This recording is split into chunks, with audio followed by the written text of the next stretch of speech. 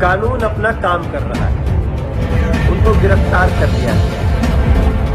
उन्होंने सबूतों को नष्ट करने का भी काम किया है, जो कि और भी ज्यादा संगीन बना देगा। दोस्तों आप सबको बता दें कि अभी अभी की सबसे बड़ी खबर निकल कर आ रही है कि हो गए प्रमोद प्रेमी गिरफ्तार। उन पर हो गया है कानूनी कार्रवाई, क्योंकि वो गा दिए थे मोदी जी पर गलत गाना। जी हाँ दोस्तों, चिराग पासवान मोदी जी पर और लालू जी पसंद करेले।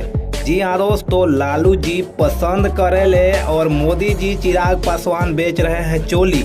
ऐसा गाना गा दिए थे होली का, जिस गाने के लेकर के बहुत ही बड़ा बवाल हो गया है और उन्होंने गाने को डिलीट भी कर दिया है। यह भी आरोप लगाया जा रहा है कि सबूत को नष्ट किए हैं प्रमोद प्रेमी यादव।